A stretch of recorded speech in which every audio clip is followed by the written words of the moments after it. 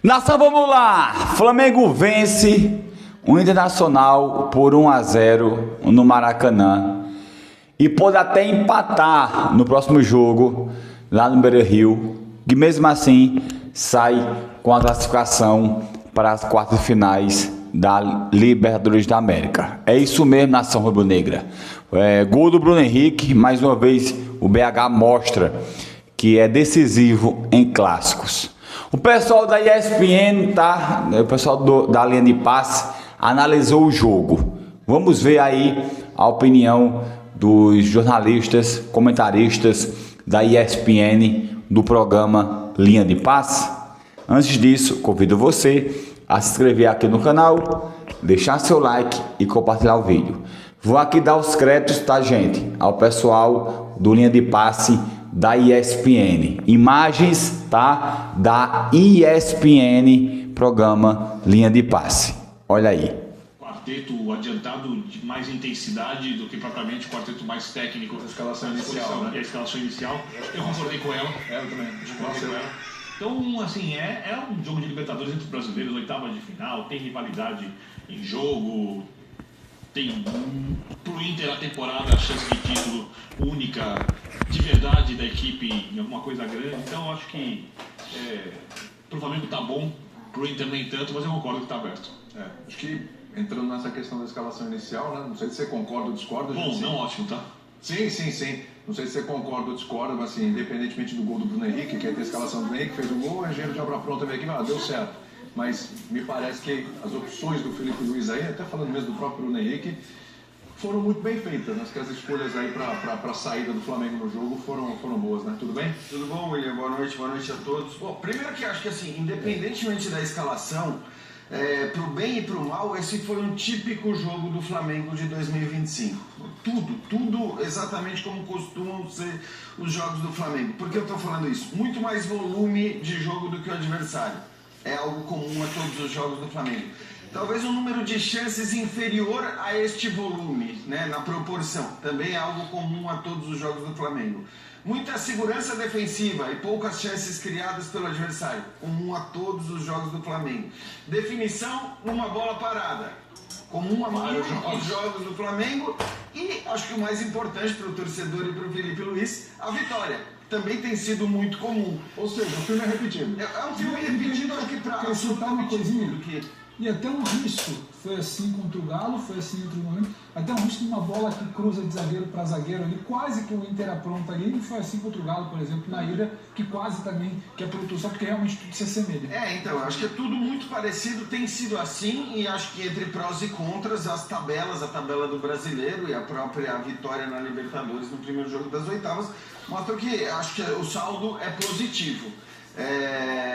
Contra o Internacional, que obviamente sabendo dessa qualidade jogou do jeito que jogou no primeiro tempo, né? Claramente tentando diminuir ao máximo possível as chances que o Flamengo ia conseguir criar, e tô com o Zupac. Eu acho que apesar do Flamengo ter dominado completamente a primeira etapa, não é que criou um caminhão de oportunidades para fazer 2 ou 3. Então acho que a vitória do Flamengo é justa, a margem também é justa. E sobre as escolhas, eu acho que essa é uma escolha absolutamente comum, não só para esse jogo, normal, não vejo nenhum problema pelo rendimento do Bruno Henrique e pelo não rendimento do Pedro. Se a gente for olhar de maneira geral, houve toda a polêmica, houve toda a discussão, obviamente pela grandeza do Pedro, pela importância e pela qualidade dele. Toda vez que ele estiver de fora vai ter essa discussão, né, sobre se ele deveria ou não começar jogando. Agora, isso vai poder acontecer sempre nos jogos do Flamengo.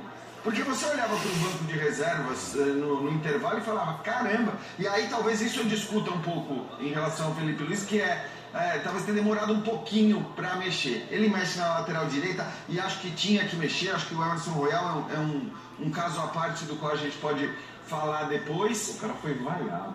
Depois a gente fala disso. Depois a gente fala, não vou entrar ainda nesse tema, mas eu acho que assim, quando o Flamengo cai de produção no segundo tempo, no começo do segundo tempo, e isso tem sido comum aos jogos do Flamengo, você olha para aquele banco, talvez eu mexesse antes, eu fizesse as alterações que ele acaba fazendo depois, um pouquinho antes. Mas de maneira geral, acho que sim, o confronto está aberto e vale lembrar, né, o que é oitavas de final de Libertadores. 5 jogos até agora, a gente só teve 0-0 e 1-0.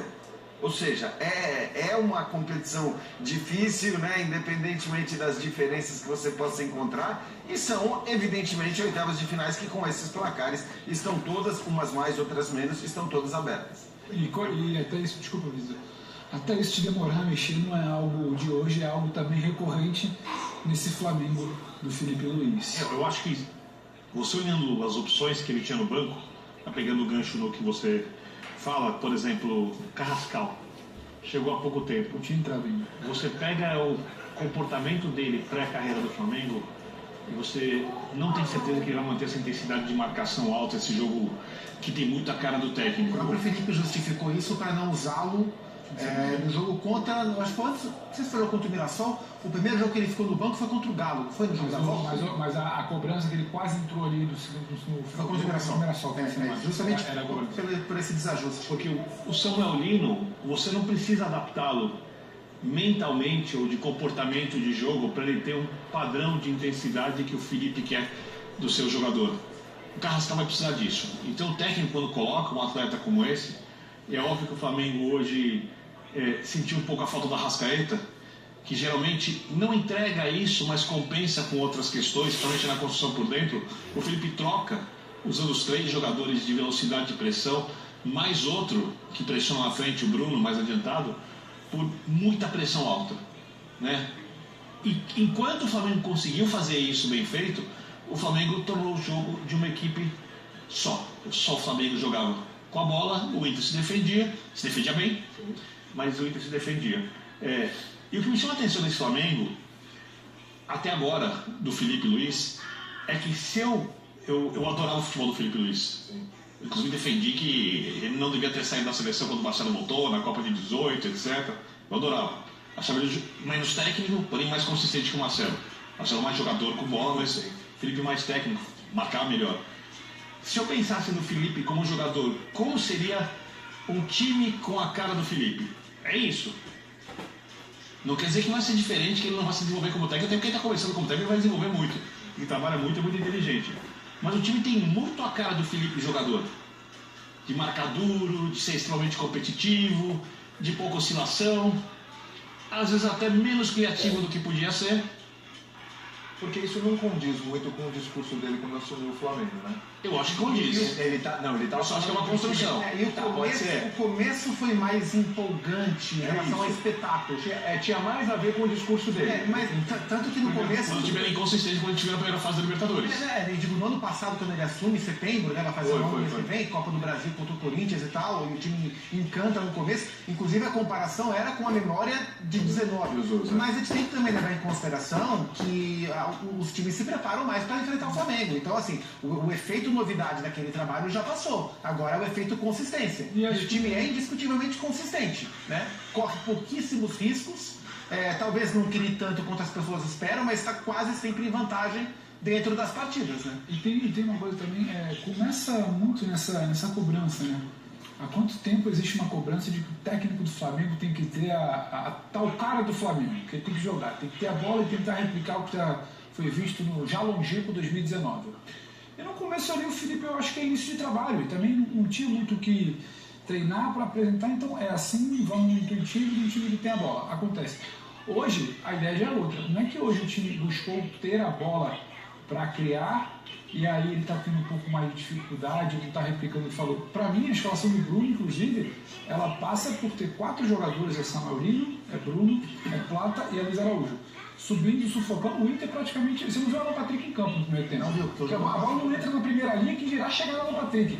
Então estava muito claro que o Bruno entra por ali, sim, bola aérea também, que é uma arma do Flamengo e é uma fragilidade do Inter, mas muito para ter esses 4 homens lá para sufocar. Então não é que partiu de ter a bola e circular para criar, partiu de sufocar e é uma característica dele. E não dá para dizer se é errado ou não. É o jeito dele, como o Vitor estava definindo aqui agora. E tem dado certo. O primeiro tempo do Flamengo com essa proposta, ele costuma dar muito certo. Contra o Galo na derrota em casa, deu certo. Ele é falha pontual, que saiu o gol do Galo.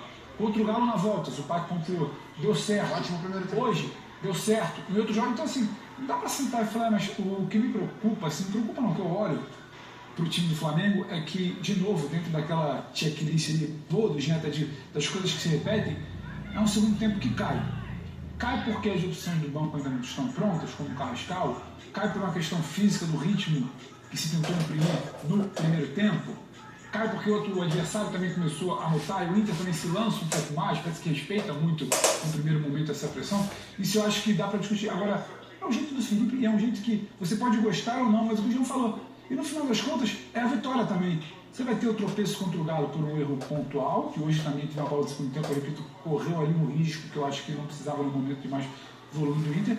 Mas você tem uma cara. O Flamengo, a gente sabe como é que ele vai entrar em campo hoje para tentar se impor. E aí, mas eu queria que jogasse mais com bola, fosse mais. Eu acho que aí estava em campo, tinha quase que um buraco ali, que talvez a solução fosse me pressionar para ter bola. Não ter a bola para tentar criar de um setor de criação que talvez. O Calçade está com a gente. E partindo do princípio que quase todos os times no Maracanã vão jogar contra o Flamengo com a linha mais baixa, você tem que incomodar a saída desse time. E a melhor maneira é você deixando o Pedro no banco. Pois é, nação. O Flamengo vence o Inter por 1-0. Vantagem boa para o segundo confronto lá no Beira-Rio, próxima quarta-feira. Tá? E já convido vocês a se inscrever aqui mais uma vez no canal Cleber CRN, deixar seu like, também compartilhar o vídeo, tá? Papai do Céu abençoe a todos. Beijão, tamo juntos. Fui!